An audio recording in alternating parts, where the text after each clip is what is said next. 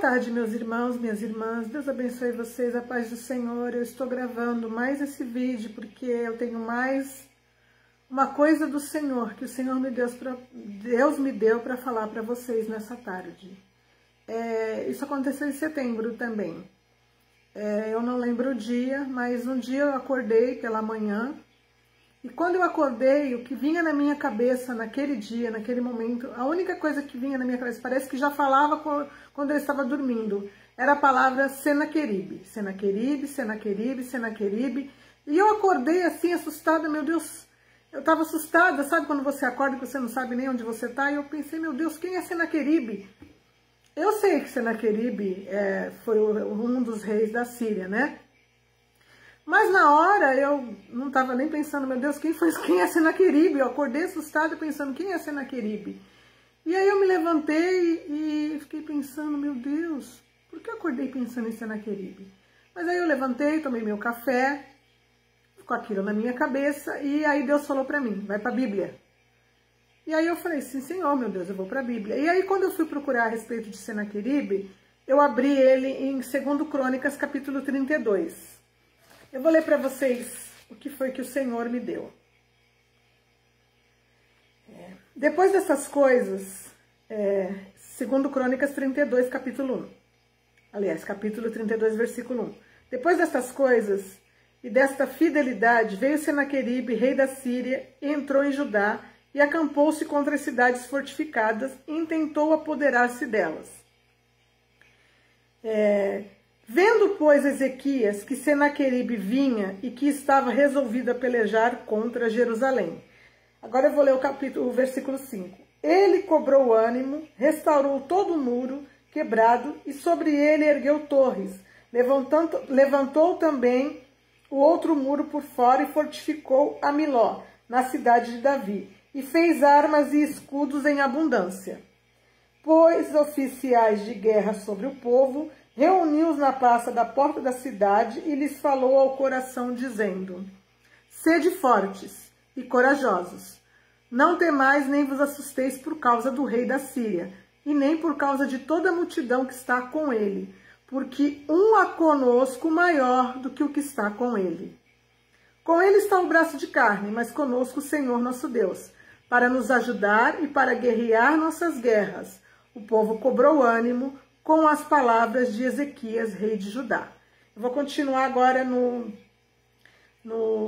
versículo 10, tá? Ainda no capítulo 32. Assim diz Senaqueribe, rei da Síria: Em que confiais vós, para vos deixar de sitiar em Jerusalém? Acaso não vos incita Ezequias para morrerdes a fome e a sede, dizendo: O Senhor nosso Deus nos livrará das mãos do rei da Síria? Não é Ezequias o mesmo que tirou os seus altos e os seus altares e falou a Judá e a Jerusalém, dizendo: Diante de apenas um altar vos prostrareis, e sobre eles queimareis incenso? Não sabeis vós que eu e meus pais fizemos a todos os povos da terra? Acaso puderam de qualquer maneira os deuses das nações daquelas terras livrar os seus pais das minhas mãos? Qual é de todos os deuses daquelas nações que meus pais destruíram que pôde livrar o seu povo das minhas mãos, para que o vosso Deus vos possa livrar das minhas mãos? E vai continuando. Agora, pois, não vos engane Ezequias, nem vos incite, assim, nem lhes deis crédito, porque nenhum Deus da nação alguma, nem reino algum, pôde livrar o seu povo das minhas mãos, nem das mãos dos meus pais, quando menos vos poderá livrar o vosso Deus das minhas mãos. Os seus servos falavam ainda contra o Senhor Deus e contra Ezequias, o seu servo. Aí eu vou continuar aqui embaixo. Clamaram os servos em alta voz em judaico contra o povo de Jerusalém que está sobre o muro. Agora eu estou no versículo 18. Para os atemorizar e os perturbar, e para tomarem a cidade. Falaram do Deus de Jerusalém, como dos deuses dos povos da terra, obras das mãos de homens. Porém, o rei Ezequias e Isaías, profeta, filho de Amós, oraram por causa disso e clamaram ao céu. Gente, eu li essa parte e fiquei me perguntando, tá bom, Senhor, mas o que isso tem a ver com as lives que eu tô fazendo? Porque ainda estava eu me preparando, eu não me recordo exatamente o dia, mas eu estava me preparando, Deus estava me falando a respeito de algum assunto, de alguma live que eu ia colocar no ar, que eu já fiz no caso, né? E aí eu falei, meu Deus, o que isso tem que ver? Aí eu continuei lendo. Então o Senhor enviou um anjo, que destruiu todos os homens valentes e os chefes e os príncipes do arraial do rei da Síria. E este, com o rosto coberto de vergonha, voltou para a sua terra. Tendo entrado ele na casa do seu Deus, os seus próprios filhos ali mataram ele à espada.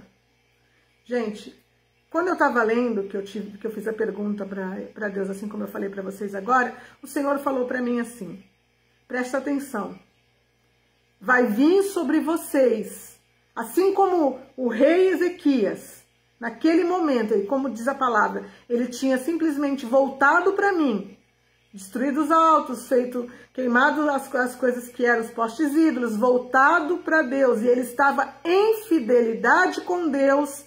Senaqueribe não pôde contra ele. Senaqueribe destruiu todos os outros povos ao redor, como ele mesmo falou. E os deuses dele não puderam livrar, nem mesmo Israel.